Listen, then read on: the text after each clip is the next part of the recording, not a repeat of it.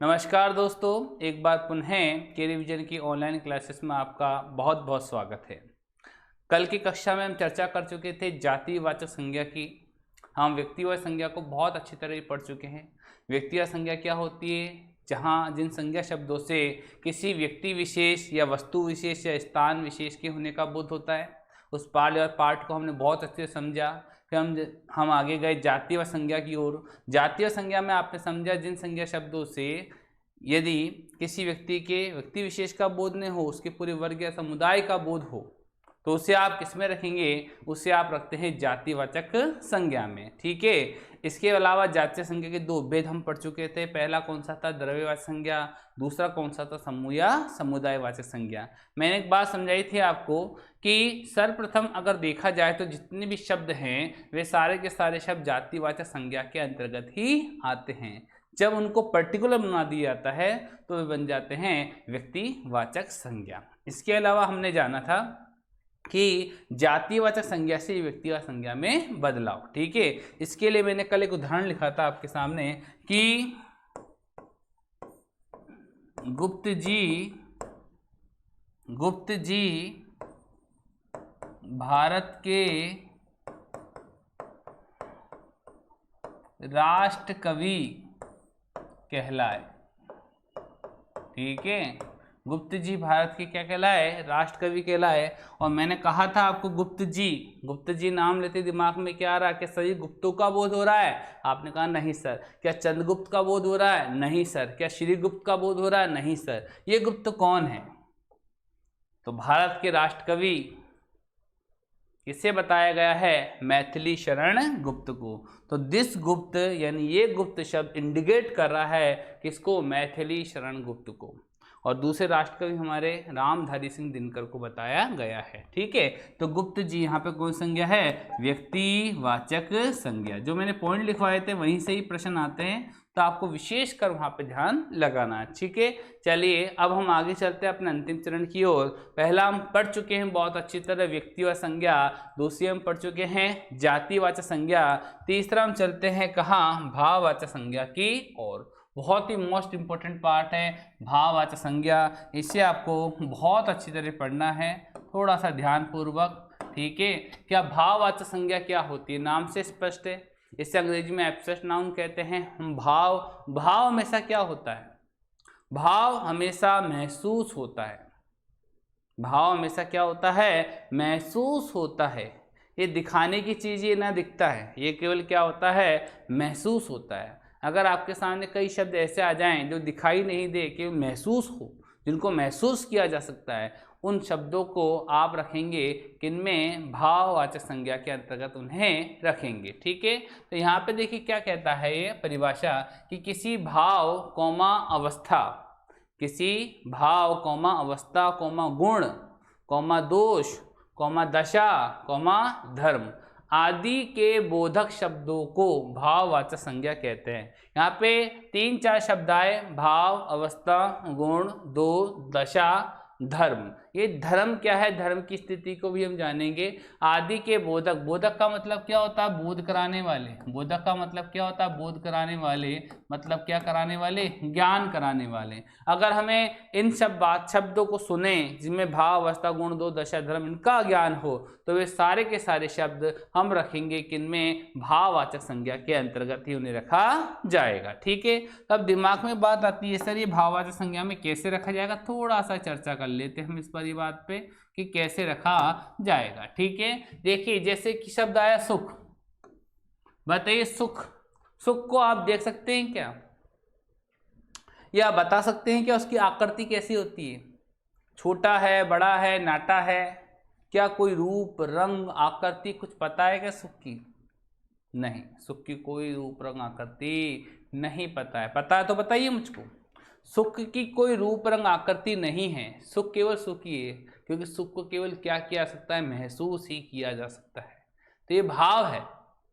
ठीक है। ये क्या है? भाव है। इसको हम क्या कर रहे हैं? इसको हम महसूस कर रहे हैं। अगर सुख से एक बात मैं और बताना चाहूँगा, कई बच्चों को पता नहीं चलता कि संज्ञा चीज़ क्या है, विशेषण चीज़ क्या है। टॉपिक हम जब पढ़ेंगे तो विशेषण चीज़ बिल्कुल अलग है और संज्ञा चीज बिल्कुल क्या है, अलग है। विशेषण तो क्या होता है, जो संज्ञा है सर्वनाम की क्या बताता है, विशेषता प्रकट करता है। जब वो विशेषता प्रकट करता है तो वो संज्ञा तो हो ही नहीं सकता।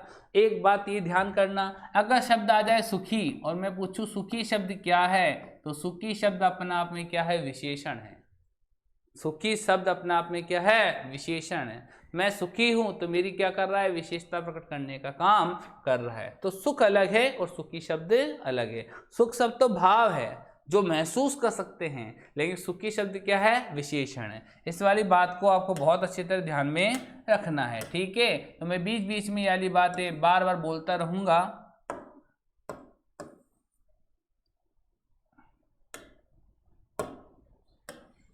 ठीक है, मैं बार बार यह वाली बात आपको बोलता रहूंगा। सुख शब्द क्या है, भाव है, और सुखी शब्द क्या है, विशेषण। दुख, दुख को भी बोलते हैं क्या, केवल महसूस किया जा सकता है। बताइए, दुख को भी केवल क्या किया जा सकता है, महसूस किया जा सकता है। बता सकते हैं कि दुख क्या है, दुख की रूप रंग आकृति कुछ पता है क्या, नहीं, कुछ नहीं पता है। दुख को भी केवल क्या है, महसूस, ये भी भाव है, ठीक है। अच्छा बताइए, दुख आ गया, सुंदरता, बताइए सुंदरता। अब बताइए, एक शब्द आया सुंदर, तो सुंदर शब्द क्या है, कोई पूछे आपसे सुंदर शब्द क्या है, तो सुंदर शब्द तो भाई विशेषण है। सुंदर शब्द क्या है बताइए, विशेषण है, ठीक है। लेकिन सुंदर, मैं सुंदर हूं, हालांकि नहीं हूं, फिर भी कह रहा हूं कि मैं सुंदर हूं, तो मेरी क्या कर रहा है, विशेषता प्रकट कर रहा है। लेकिन सुंदरता में एक प्रत्यय जोड़ा गया, बताइए कौन सा, ता, और ता पढ़ के जोड़ के हमने एक शब्द लगाया, बताइए क्या, सुंदरता। बताइए, ता प्रत्यय जोड़ के हमने क्या बनाया, सुंदरता। आपने किसी महिला को देखा, किसी लड़की को देखा, और देख करके उसकी सुंदरता से बड़े क्या हुए, प्रभावित हुए, तो उसके जो रूप है, सौंदर्य, उसको आपने क्या लिया, आनंद लिया। जो आनंद आपने लिया उसकी सुंदरता को देख करके, है ना, दिखाई दी, लेकिन जो आनंद की अनुभूति हुई आपको, उसको आपने क्या किया, महसूस ही किया, उसको आपने क्या किया, महसूस ही किया। तो ये सुंदरता क्या है, भाव है। एक बात मैं और बताना चाहूंगा कि ता प्रत्यय जोड़कर, अभी आप कई बार प्रत्यय जोड़ेंगे, ता प्रत्यय जोड़कर क्या बनाई जाती है, वैसे भी भाववाचक संज्ञा बनाई जाती है। जब जब आप एक प्रत्यय जोड़ेंगे, कौन सा, ता, तो एक संज्ञा बनाई, कौन सी, भाववाचक संज्ञा। सुंदरता, यौवन, देखो यौवन अवस्था है ना। अगर आपके, जब आप जवान होते हैं, है ना, आपके दाढ़ी मूंछ आने लग जाती है, तो आप में यौवन फूट पड़ता है, ठीक है, युवक में यौवन फूट पड़ता है, तो आपके बोलते यौवन आ गया, ये अवस्था को इंडिकेट कर रहा है। लेकिन बताइए, यौवन को आपने क्या किया, महसूस किया। यौवन को आपने क्या किया, महसूस, भले ही अवस्था है, लेकिन यौवन को आपने क्या किया, महसूस किया। यहाँ पे शब्द आया जवानी, अभी मैं बुढ़ापे भी आ जाऊंगा, पहले जवानी पे। देखिए, जवानी, जवान से बना जवानी, इसको तो जवानी छा रही है ना, इसको तो जवानी छा रही है। कई बार आपने इस वाले वाक्य को सुना होगा लोगों के प्रति, लोगों के लिए, वही की वही बात, जवानी छा रही, जवानी को उसने क्या किया, महसूस किया। भले ही अवस्था है, लेकिन इसने क्या किया, महसूस किया। बुढ़ापा, बूढ़ा से बना बुढ़ापा। अब मान लीजिए आप चढ़ाई चढ़ रहे पर्वत पर, और पर्वत पे चढ़ते समय माँ तो बूढ़ो हो गया साहब, है ना, मुझसे चला नहीं, मतलब बुढ़ापा आ गया, मेरा तो बुढ़ापा आ गया। जैसे आपने इस वाले वाक्य का, मेरा तो बुढ़ापा आ गया, ये बुढ़ापा शब्द अवस्था तो है, लेकिन भाववाचक है, क्योंकि बुढ़ापे को आपने क्या किया, बुढ़ापे को आपने महसूस किया। क्या किया, महसूस किया, ठीक बात है। और देखिए यहाँ पे लालिमा, ये गुण को इंडिकेट कर रही है। लालिमा शब्द किससे बना, लाल से। आप बताइए, सूरज जब उगता है, सूरज जब उगता है तो कैसा होता है, लाल। लाल शब्द विशेषण है, गुणवाचक विशेषण है, लेकिन लाल में एक प्रत्यय जोड़ा गया, बताइए कौन सा, इमा, एक प्रत्यय जोड़ा गया इसमें, इमा, और लाल धन इमा शब्द क्या बना, बताइए, लालिमा। लालिमा क्या है, लालिमा शब्द अपने आप में भाववाचक संज्ञा है। ये लालिमा, मैंने कहा आपके गालों पर तो लालिमा छा गई, मतलब गाल कैसे हो गई लाल, इसको हमने क्या क्या महसूस किया। क्या बता सकते हैं क्या लालिमा क्या होती है, नहीं। लालिमा, जैसे सुंदरता को आपने ग्रहण किया, वैसे लालिमा को भी आप क्या कर सकते हैं, केवल महसूस ही कर सकते हैं। तो एक बात बार बार कह रहा हूँ कि भाववाचक संज्ञा केवल किसकी होती है, महसूस करने वाली बात होती है। इनके भाव को क्या होता है, ग्रहण किया जाता है, महसूस किया जाता है। कालीमा, काला धन इमा से बना कालीमा, कालीमा ही भाववाचक संज्ञा है, ठीक है। बादलों पे चारों जब काले काले बादल छा जाते हैं, कालीमा छा जाती है, तो उसको आप क्या करते हैं, महसूस कर सकते हैं।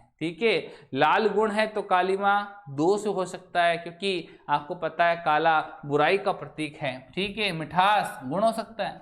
बताइए शक्कर, शक्कर कैसी होती है, मीठी, वो विशेषण है लेकिन मिठास उसका क्या है, गुण है, जो दिखाई नहीं देती है। जो खाता है, गुड़ जो खाता है, उसको जो मिठास है वो क्या लगता है, अच्छा लगता है, यानी उसको क्या करता है, वह महसूस करता है। फिर आया भलाई। भलाई शब्द किससे बना, भला से। अब भलाई को भी आप क्या कर सकते हैं, महसूस कर सकते हैं। आपने किसी की भलाई की, भलाई करने के बाद आपको जो सुख का अनुभव हुआ, वो भलाई क्या है, भाववाचक संज्ञा। ठीक है। भला से बना है भलाई। इसी प्रकार बुरा से क्या बनेगा, बुराई। ठीक है। बुराई दोष हो सकता है। ठीक है। वे मेरी बुराई कर रहे हैं, तो इस बुराई को आपने क्या किया, क्या दिखाई देती है बुराई की रूप रंग आकृति, नहीं। बुराई को आप केवल क्या कर सकते हैं, बुराई को केवल आप महसूस कर सकते हैं। बुराई को केवल आप क्या कर सकते हैं, महसूस कर सकते हैं। फिर देखिए अच्छाई आ गया, अच्छा से अच्छाई गुण आ गया। ये गुण और दोष चल रहे हैं। अवस्था तो पता चल गई, बूढ़ा, यौवन, जवानी। ठीक है, ये अवस्था है। ठीक है। बचपन अवस्था है। यहाँ पे एक शब्द लिख देता हूं मैं, बचपन। बचपन क्या है, अवस्था है। क्यों, जैसे मैंने कहा इसका तो बचपन नहीं गया है ना, इसका तो बचपन। कई व्यक्ति होते हैं जो जवान हो जाते हैं लेकिन फिर बच्चों से हरकतें करते हैं, तो अगर थारा बचपन को नहीं गयो है ना, तेरा तो बचपना नहीं गए। तो बचपन क्या है, भाव है, लेकिन भाव में भी कौन सी है, अवस्था है। हालांकि ये पूछा नहीं जाता भाव गुण दो, बिल्कुल संज्ञा पूछी जाती है। संज्ञा कौन सी है, भाववाचक संज्ञा। क्रोध, ये भी भाव है, क्रोध से बना है। लेकिन अगर क्रोधी शब्द आ जाए आपके सामने और पूछा है क्रोधी शब्द क्या है, तो क्रोधी शब्द क्या है, क्रोधी शब्द विशेषण है। ठीक है। परशुराम क्रोधी स्वभाव का लड़का है। ठीक है। तो क्रोधी क्या है, विशेषण है। प्रेम भाव है, प्रेम भी बताइए है ना, प्यार प्रेम किया नहीं जाता, हो जाता है। तो प्रेम, प्रेम को केवल क्या कर सकता है, अरे भैया प्रेम को तो केवल सामने वाला लड़का और लड़के आप क्या करते हैं, महसूस करते हैं, दिखाई नहीं देता। प्रेम केवल क्या होता है, महसूस करने वाली बात है। प्रेम से बना प्रेमी, ये विशेषण बन गया। कृपा, कृपा। ठीक है, ये भी क्या है बताइए, गुण है। ठीक है, गुण। स्नेह, कृपा से बने कृपालु, विशेषण बन जाएगा स्नेह, वही प्रेम की बात आ रही है। तो यहाँ पे देखिए एक और शब्द आया दशा। ये दशा क्या होती है इसकी विषय में समझाता हूँ मैं। यहाँ पे दशा के लिए एक शब्द लिखता हूँ, यहाँ पे अमीरी। एक शब्द लिखा मैंने, गरीबी।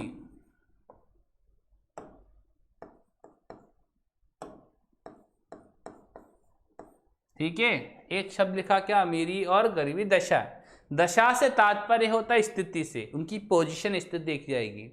जैसे मान लीजिए आप किसी घर में गए, आपका दोस्त का घर है, पहली बार उसके घर में देखा तो आलीशान कोठी है, पीछे उनके स्विमिंग पूल है ना, और गार्डन है लंबा चौड़ा, मतलब हर प्रकार की सुविधाओं से वो क्या है, युक्त है। जैसे 5 स्टार होटल होता है उसी प्रकार का उसका क्या है, घर है।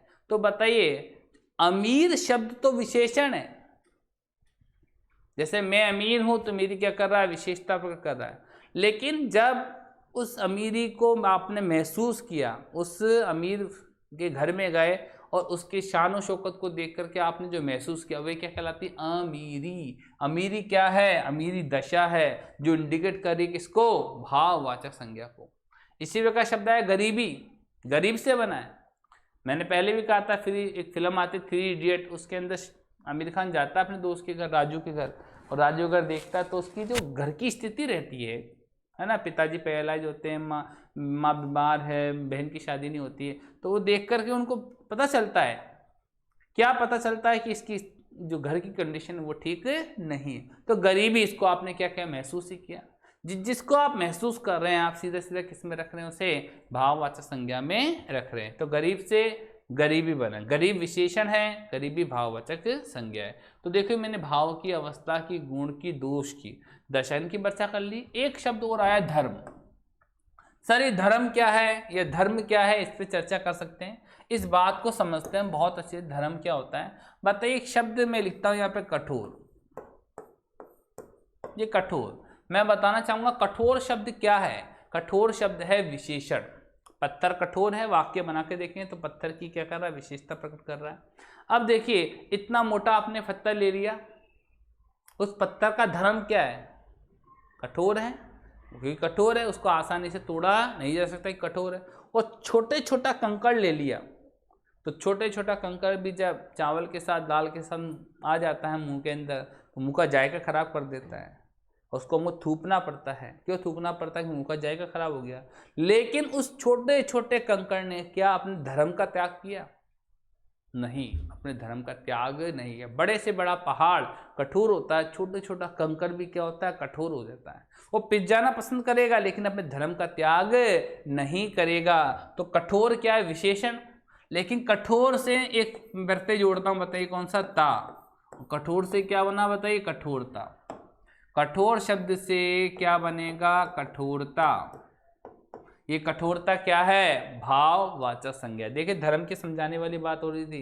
कठोर शब्द अपने आप में क्या है, कठोर शब्द अपने आप में विशेषण है, लेकिन ता प्रत्यय जोड़कर हम क्या बना रहे हैं, भाववाचक संज्ञा। ठीक है, तो लेकिन जैसे पत्थर है उसने अपने धर्म का त्याग नहीं करा है, तो धर्म से तात्पर्य समझा रहा हूं। जैसे कोमल शब्द आ गया, तो कोमल शब्द क्या है, कोमल शब्द भी विशेषण है। रेशम कोमल है, रेशम का धर्म क्या होता है, कोमलता होना। बहुत सारा आप रेशम ले लो तब भी वो कोमल बना रहेगा, छोटे छोटे रेशम का टुकड़ा ले लीजिए तब भी वो कोमल बना रहेगा। इस कोमल में मैंने प्रत्यय जोड़ा वापस, कौन सा बताइए, ता। कौन सा जोड़ा बताइए, ता। तो क्या बना बताइए, कोमलता। क्या बना बताइए, कोमलता। क्या बना बताइए, कोमलता। ठीक है, कोमलता क्या है, कोमलता है भाववाचक संज्ञा। क्या मेरी आपको बात समझ में आ रही है, कोमलता क्या है, भाववाचक संज्ञा। तो ये धर्म से चर्चा मैं कर रहा हूं, इस वाली बात को बहुत अच्छी तरह आप समझें। कठोरता और कोमलता, कठोरता अपने धर्म को इंडिकेट कर रही है, कोमलता भी अपने धर्म को इंडिकेट कर रही है। तो परिभाषा अपने आप में बहुत रोचक है, समझ में आ चुकी होगी। क्या परिभाषा है कि किसी भाव, अवस्था, गुण, दो, दशा, धर्म अगर इनका बोध कराए तो इनका बोध कराने वाले शब्द क्या कहलाते हैं, भाववाचक संज्ञा। ठीक है, यहां तक अपनी बात क्लियर हो गई। इसके लिए उदाहरण भी रखें, देखो उदाहरण में देखो। पहला, दया और प्रेम से मनुष्य को जीता जाता जा सकता है। देखिए इस वाले वाक्य में आपसे पूछूं कि बताइए कौन कौन से शब्द हैं जो कि इंडिकेट कर रहे हैं किसको, भाववाचक संज्ञा को। तो आप अंडरलाइन करें किसके नीचे, दया के नीचे और प्रेम के नीचे। केवल दया और प्रेम ये दो शब्द ऐसे हैं जो कि भाववाचक संज्ञा को क्या कर रहे हैं, इंडिकेट कर रहे हैं। अगर अंडरलाइन करूं किसके नीचे, मनुष्य के नीचे, और आपसे पूछूं मनुष्य शब्द क्या है, तो आप केवल मनुष्य शब्द तो जातिवाचक संज्ञा है। क्लियर, चलिए। और देखिए भलाई का फल अवश्य मिलता है, मैं अंडरलाइन करूंगा किसके नीचे, भलाई के नीचे। आपको भी पता चल गया भलाई क्या है, भाववाचक संज्ञा। क्या फल भी है, हालांकि ये फल भी यहाँ पर, तो वैसे फल खाने वाला फल भी होता है, लेकिन यहाँ पर ये फल भाववाचक संज्ञा को इंडिकेट कर रहा है, क्योंकि खाने वाला फल नहीं है। फल कौन सा है, महसूस करने वाला फल है। एक देखिए इन आमों में क्या है, मिठास है। आम कौन संज्ञा है, जातिवाचक। कौन सी है बताइए, जातिवाचक। ठीक है, सभी आमों का क्या हो रहा है, बोध हो रहा है। लेकिन मिठास पूछा जाए तो मिठास कौन सी है बताइए, मिठास है भाववाचक संज्ञा। क्योंकि जब आप आम खाते हैं तो आम खाने के बाद उसके जो मिठास है, मीठापन है, उस मीठापन को आप क्या करेंगे, केवल महसूस ही करेंगे। एक और पॉइंट मैं आपके लिए लिख देता हूँ यहाँ पर, जनता बहुत इंपॉर्टेंट है, जनता आ रही है। क्या लिखा मैंने, जनता आ रही है। वापस मेरा प्रश्न आपसे कि जनता शब्द कौन सी संज्ञा है, ये प्रश्न आ चुका है 2 से 3 बार परीक्षाओं में पूछा जा चुका है कि जनता शब्द कौन सी संज्ञा है। मैं बताना चाहूँगा जनता शब्द यहाँ पर आप सभी को लग रहा होगा कि जनता शब्द तो सर यहाँ पर कौन सी है, जातिवाचक संज्ञा है। लेकिन जातीय संज्ञा ये नहीं, कौन सी है, भाववाचक संज्ञा। तो साफ साफ लिख रहा हूं मैं क्या यहाँ पे कि जनता शब्द जातिवाचक संज्ञा बोलो नहीं है। कौन सी है, भाववाचक संज्ञा। इस बात को समझे आप? कैसे? आप देखिए, अभी मैंने कहा था कि ता प्रत्यय जहां जहां लग जाए तो वह शब्द 100% अपने आप में क्या बन जाएगा? भाववाचक संज्ञा बन जाएगा। ठीक बात है। अब देखिए कैसे बन जाएगा, इस बात को मैं समझाता हूं। अब देखो, जन शब्द आया, बताइए जन शब्द, जन को क्या बोलते हैं? मनुष्य।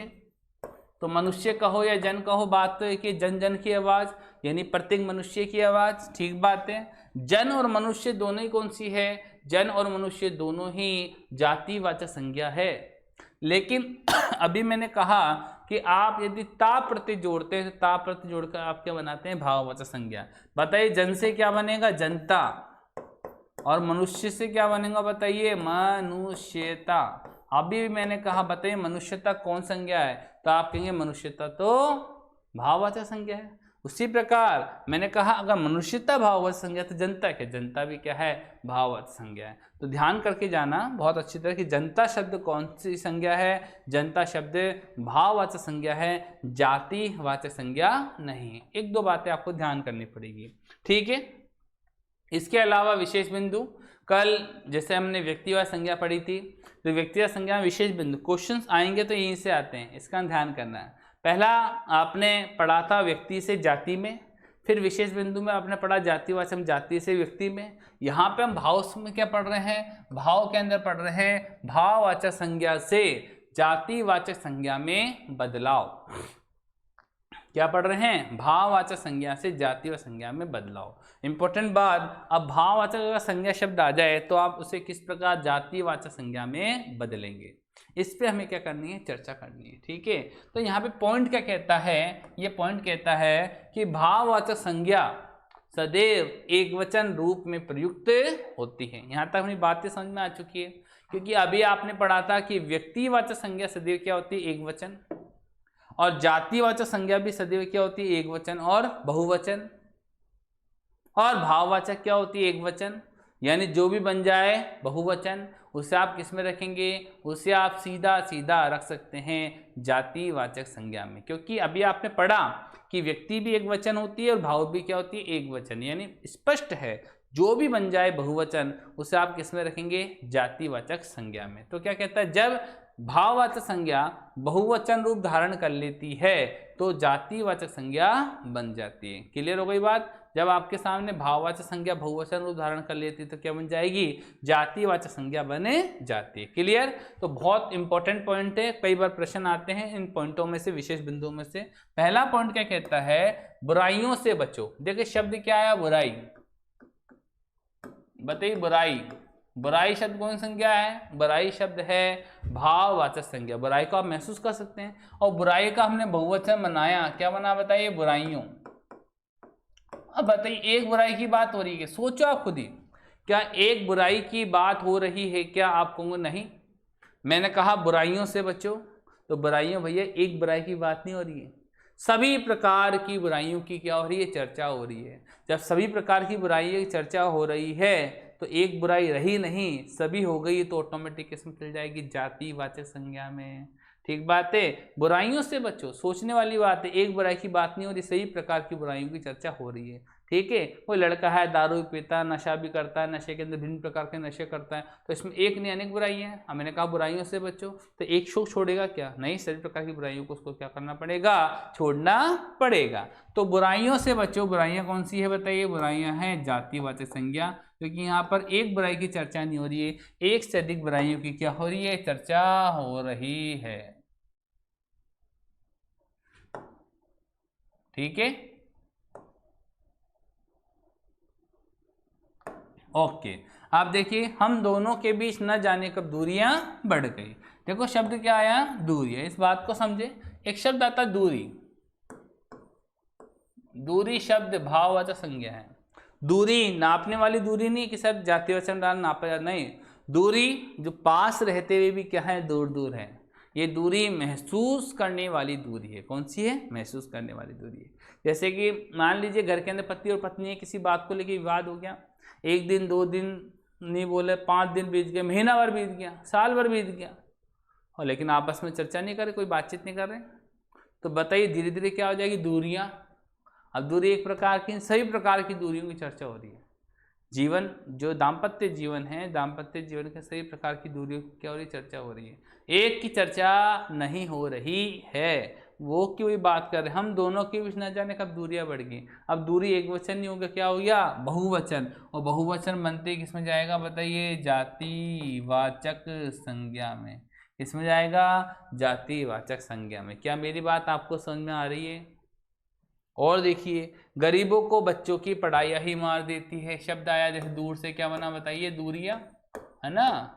जैसे पढ़ाई शब्द आया, अब पढ़ाई, पढ़ाई क्या है, भाववाचक संज्ञा। मैं पढ़ाई कर रहा हूँ, पढ़ाई भाव है, पढ़ाई को केवल कैसा महसूस किया जा सकता है। अब पढ़ाई से क्या बना, पढ़ाइयाँ, ये क्या बन गया बताइए, बहुवचन। अब बताइए, पढ़ाइयाँ ही मार देती, सही बात है, गरीबों को तो बच्चों की क्या थे, पढ़ाइयाँ ही मार देती हैं, है ना। क्या मार देती है, पढ़ाई। इसको बहुवचन बनाना है तो मैं यहाँ पे क्या लगा रहा हूँ, बिंदी, ठीक है, थोड़ा सा ध्यान करना है, बिंदी लग जाएगी यहाँ पे। ये सारी बातें अभी आप सीखोगे। पढ़ाइयाँ क्या है, पढ़ाइयाँ जाति व संज्ञा है। भाई क्यों है, क्योंकि पढ़ाइयों में एक पढ़ाई ही बोझ नहीं हो, जितनी भी ट्यूशन फीस है, स्कूल फीस है, बैग्स है ना, वैन वाले किराया से कई प्रकार के खर्चे होते हैं। तो एक की बात नहीं हो रही है, सब प्रकार के खर्चों की क्या हो रही, चर्चा हो रही है। जब चर्चा बहुत सारों की हो रही है तो ऑटोमेटिक इसमें जाएगा जातिवाचक संज्ञा में। सच्ची प्रार्थनाएं कभी व्यर्थ नहीं जाती, प्रार्थनाएं, ठीक है, सच्ची प्रार्थनाएं कभी क्या होती, व्यर्थ नहीं। प्रार्थना क्या है, भाववाचक संज्ञा है, लेकिन प्रार्थनाएं, अब एक प्रार्थना की बात नहीं हो रही है, सही प्रकार की प्रार्थनाओं की क्या हो रही, चर्चा हो रही है। तो किसमें जाएगा, जातिवाचक संज्ञा में। किसमें जाएगा, जातिवाचक संज्ञा में, ठीक है। जैसे एक उदाहरण लिख सकते हैं कि शहर में आजकल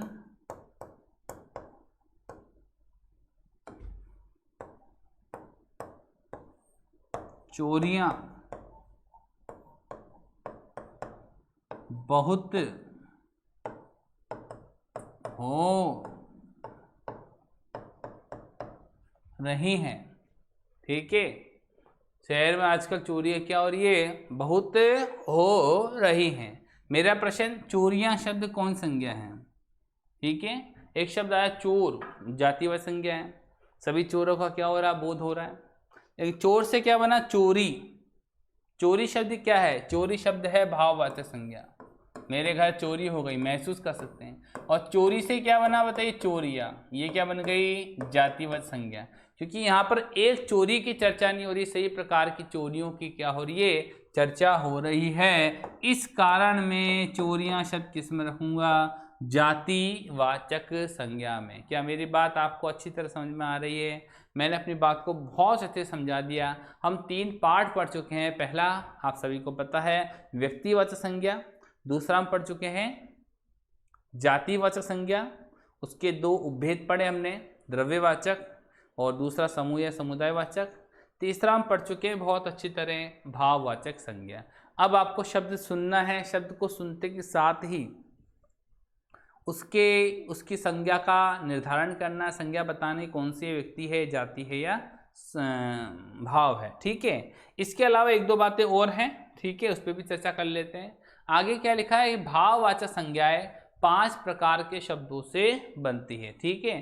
भाववाचक संज्ञा किससे, 5 प्रकार के शब्दों से बनती है। और पहला प्रकार कौन सा है, जातिवाचक संज्ञा। तो आपको पता होना चाहिए जातिवाचक संज्ञा कौन कौन सी है ना। जो संज्ञा शब्द उस व्यक्ति विशेष का बोध नहीं कराएगा, उसके पूरे वर्ग या समुदाय का क्या कराएगा, बोध कराएगा, ठीक है। किसी एक व्यक्ति का वाचक नहीं होगा, उसके पूरे वर्ग या समुदाय का वाचक होगा। तो उसे आप किस में रखेंगे, जातिवाचक संज्ञा में। जैसे मानव, मानव शब्द कौन सी है, जातिवाचक है, सही, मानव का क्या हो रहा है, बोध हो रहा है। और मानव में एक प्रत्यय जोड़ा गया, बताइए कौन सा, ता, बताइए कौन सा बना, मानवता। क्या बना, मानवता। मानवता शब्द कौन से बन गई बताइए, मानवता शब्द बन गई भाववाचक संज्ञा। क्योंकि आपको ऑलरेडी पता है ता प्रत्यय जोड़कर आप क्या बनाते हैं, भाववाचक संज्ञा। मित्र, मित्र से क्या बने बताइए, मित्रता। मित्र से क्या बना बताइए, मित्रता, बड़ी मित्रता निभाई, ता प्रत्यय जोड़ के भाववाचक संज्ञा। प्रभु, प्रभु कहो या ईश्वर कहो, मैं यहाँ पे एक शब्द लिखूं ईश्वर, ईश्वर भी क्या है, जातिवाचक संज्ञा है। प्रभु भी क्या है, जातीय संज्ञा है। ईश्वर से क्या बनेगी, भाववाचक संज्ञा ही पता चल जाएगा आपको। प्रभु सभी प्रभुओं का बोध हो रहा है। प्रभु से क्या बनेगा, प्रभुता। एक और शब्द बनाएंगे, बताइए, प्रभुत्व। तो ध्यान कीजिए थोड़ा कि हमने ता प्रत्यय जोड़कर क्या बनाई, भाववाचक संज्ञा, और त्वय प्रत्यय जोड़कर भी क्या बनाई जाती है, भाववाचक संज्ञा। क्या समझ में आ गया? तो यहाँ पे हम दो बातें, ता तो हम जोड़ रहे हैं, त्वय प्रत्यय जोड़कर भी हम क्या बना सकते हैं, भाववाचक संज्ञा। पशु, पशु से बनेगा पशुता और पशुत्व। ठीक है, लड़का से लड़कपन और बच्चा से बचपन। तो यहाँ पर हम तीसरी बात सीखी कि अगर पन प्रत्यय लगाए, क्या लगाए, पन, लड़कपन, बचपन। ठीक है, तो यहाँ पे पन प्रत्यय लगा कर भी हम क्या बना रहे हैं, भाववाचक संज्ञा का निर्माण कर रहे हैं। शिशु, शिशु बच्चा है। ठीक है, शिशु, शिशु से क्या बनेगा, शेषव, अवस्था को इंडिकेट कर रहा है, अवस्था को। शिशु से बना शेषव, शिशुता, शिशुता, शिशुपन, ऐसा भी ले सकते हैं।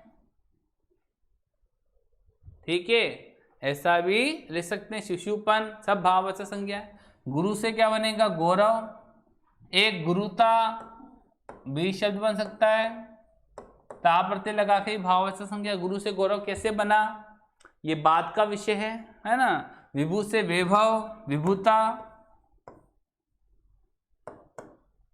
वैभव, वैभव महसूस करने वाला है। किसी के घर गए, शानो शौकत देख के उसके वैभव का आपने क्या किया, महसूस।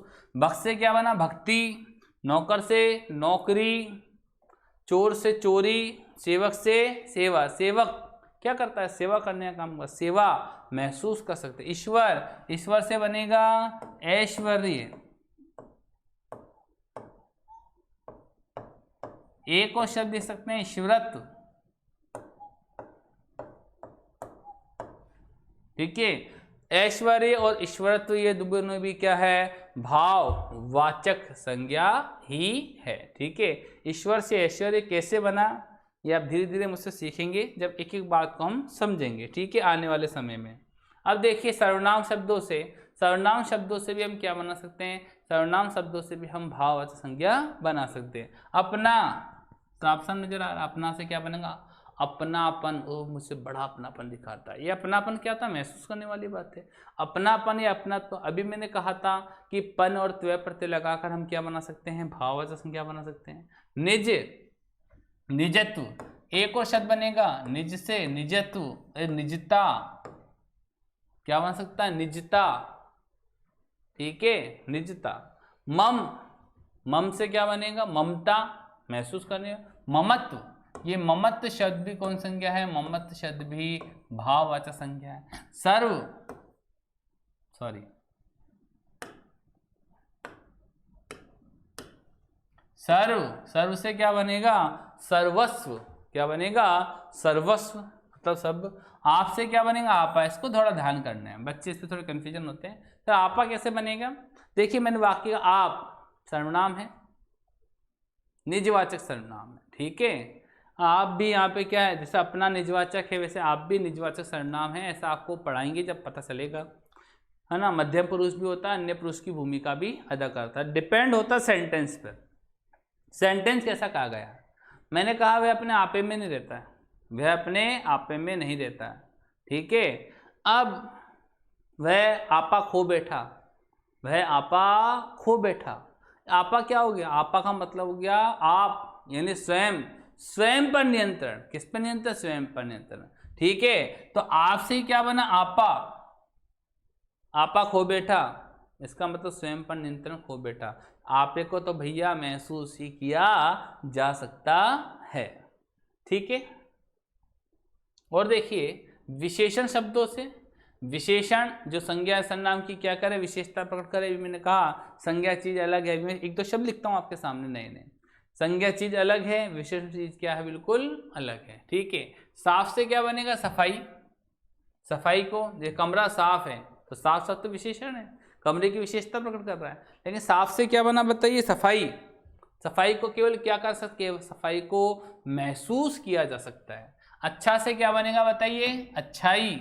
बुरा से बुराई, खट्टा विशेषण है, खटास, खटाई नहीं बनेगा, खटाई तो कोई ना कोई द्रव्यवाचक क्या हो जाएगी, संज्ञा हो जाएगी। खट्टापन, एक और शब्द बोल सकते हैं, बताइए कौन सा, खट्टापन। और देखिए मीठा से क्या बनेगा, मिठास, मिठास को केवल क्या महसूस किया जा सकता है। उदार से उदारता, एक और शब्द बन सकता औदार्य, ये उदार से औदार्य कैसे बना ये भी आपको बाद में पता चलेगा। वीर से वीरता, वीरत्व, लाल से लाली, लालिमा अभी समझाया, लालपन,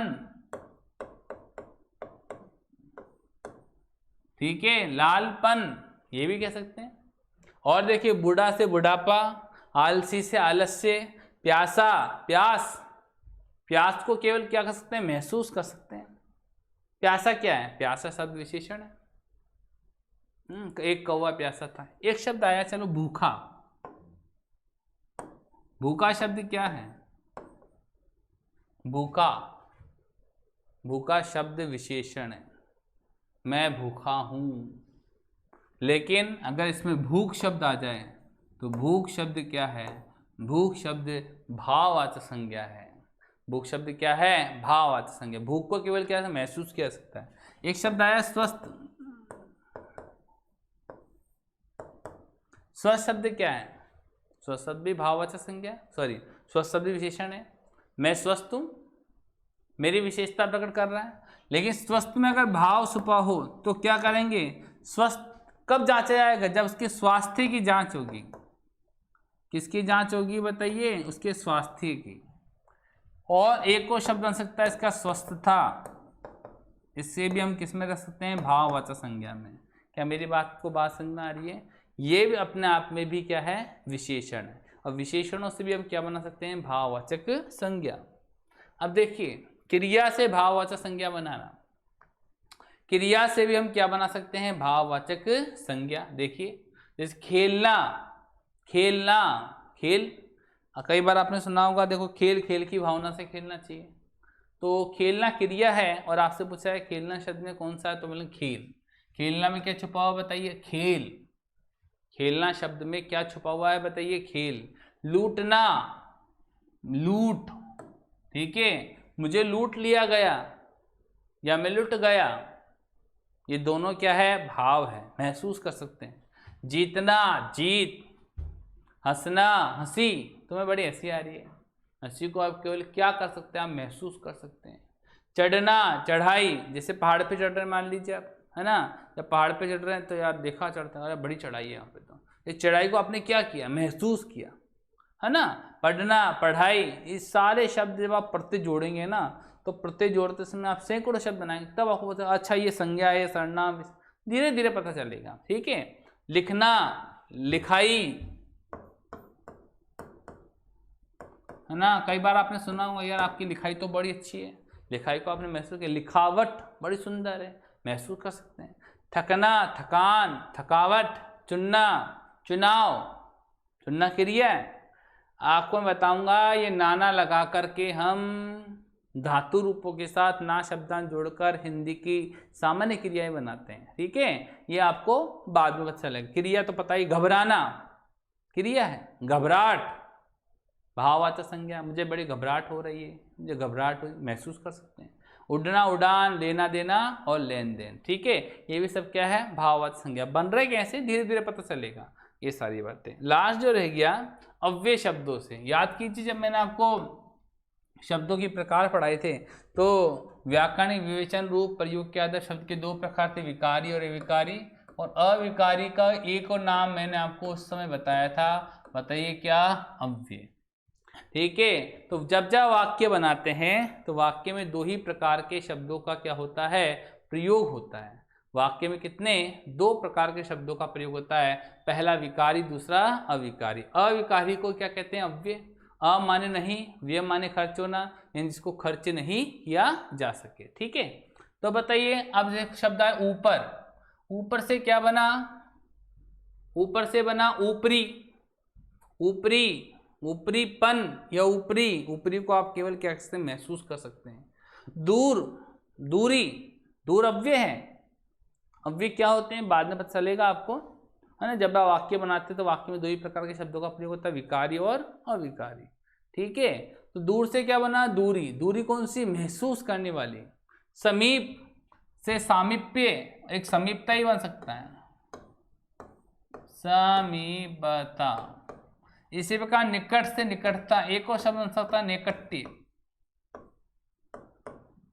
आप कहोगे सर शब्द कैसे बन रहे हैं, भाई धीरे धीरे पता चलेगा ये आपको कि ये शब्द कैसे बन रहे हैं। ठीक है, निकट्य। और देखिए शीघ्र से क्या बनेगा, शीघ्रता। शीघ्रता कीजिए, महसूस कर सकते हैं शीघ्रता को आप। और मना से क्या बनेगा, मनाही। तो ये 5 प्रकार के शब्दों से क्या बनती है, भाववाचक संज्ञा का निर्माण होता है। ठीक है, कई शब्द, जिस शब्द आगे दिखाई, और मैंने पूछा दिखाई शब्द क्या है, तो आप बोलेंगे दिखाई शब्द कौन सी है, भाववाचक संज्ञा है ना। क्यों है, क्योंकि दिखाई दे रहा है, यानी महसूस कर सकते हैं। लेकिन इसी वाली बात को मैंने कहा दिखाई शब्द किससे बना है, देख से। और देखना बताइए क्या होती है, क्रिया। तो क्रिया से क्या बना लिया हमने, भाववाचक संज्ञा। तो इन सब बातों की नॉलेज आपको धीरे धीरे होगी। हरियाली शब्द आ गया, मैंने कहा हरियाली शब्द क्या है, तो आप बोलेंगे हरियाली शब्द सर भाववाचक संज्ञा है। किससे बना बताइए, हरा से। हरा शब्द का अपने क्या है, विशेषण है।